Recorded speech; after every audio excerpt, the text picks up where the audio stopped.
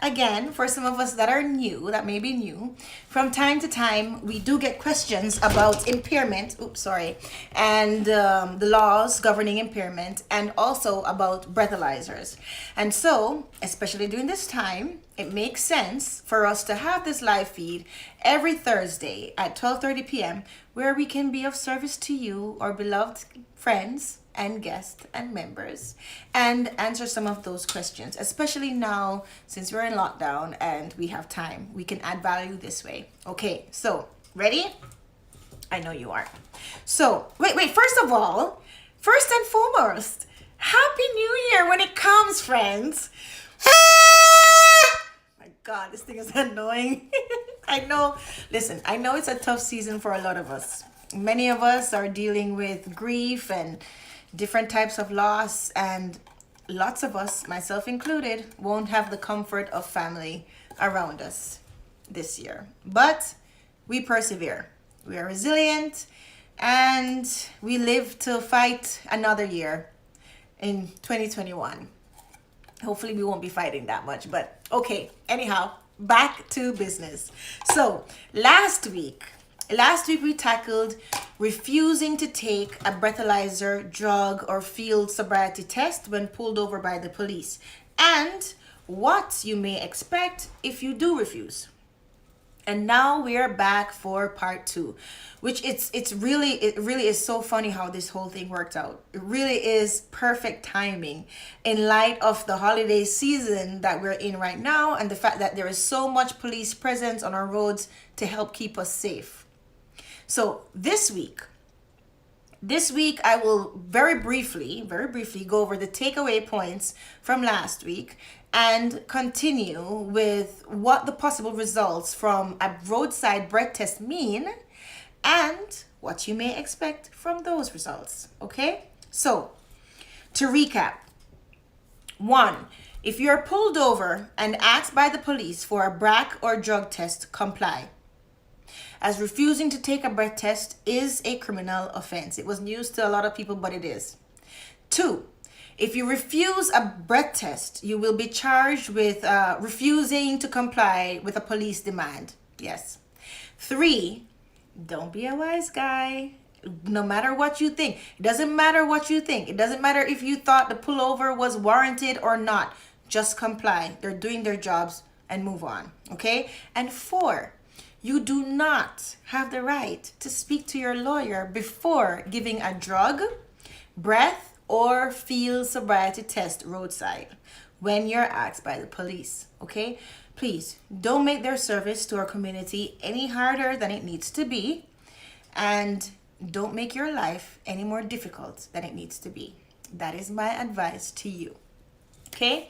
So, end of recap. Now, for more on that from last week, you can find it in our feed. It was last week, Thursday. So you can go back and you can see. So for today, after you give your roadside breath test, you'll receive one of 3 results. The possible results are A, pass, B, fail, and C, warn. Where do I have this thing here? Warn, range, okay?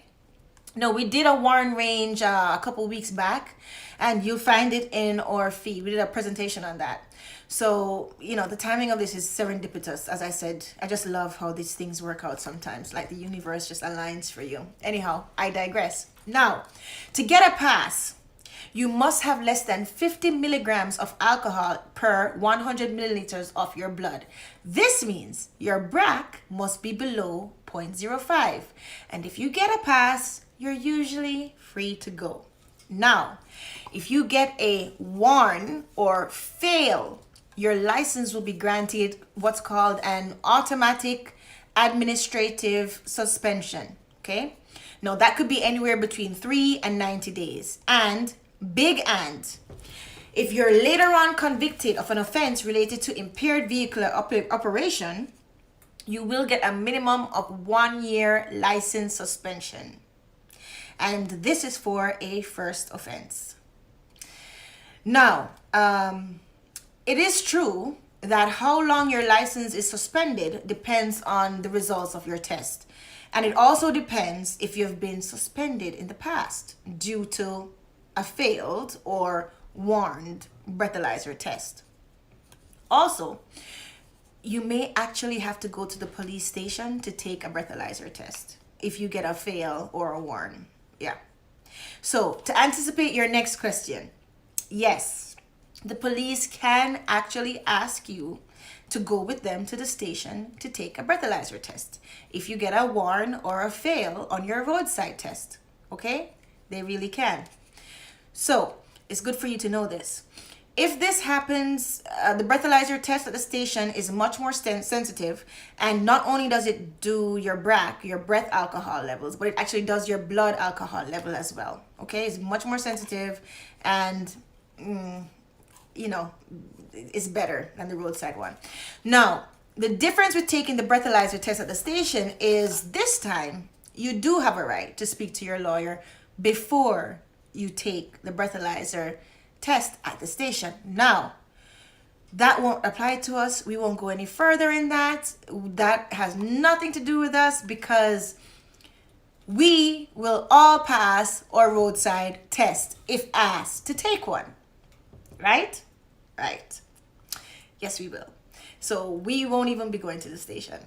And to help you with that, just so that you know where your BRAC is before you head on the road, and so that you can be more confident when you blow below, #blow below, remember, it's your BRAC and it's your responsibility. So pick up one of our multi-use, single-use breathalyzers at notyourchild.com/driver safety, or just go to notyourchild.com and head to products.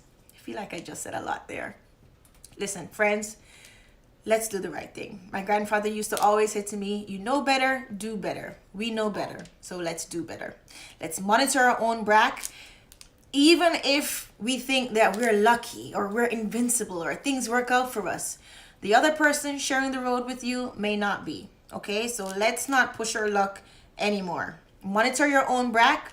So in the event you are pulled over by the police, you can confidently blow and pass your breath test and move on if asked to give one. Okay? Also, remember, not because you took your own breath test means you have grounds to comply.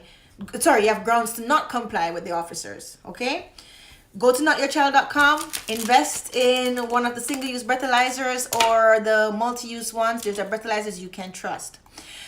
Tune in tomorrow for a weekly Friday Fun Facts, where we arm you with fun facts about alcohol consumption before you head into your weekend. Also, remember, support our local businesses when things reopen, or as much as you can now. Support your local restaurants, breweries, and wineries. Okay? Buy directly from them. Most of them now, they have shipping. They can ship to your home. Okay? And also give blood, especially in these times when blood supply is low and accidents are high. Okay? Have a happy new year. Thank you so much for all your honest support and helping me through your feedback and through your emails. You know, I really love this, so thank you. And cheers to 2021. Cheers to 2021. And cheers to another year with you. Thank you.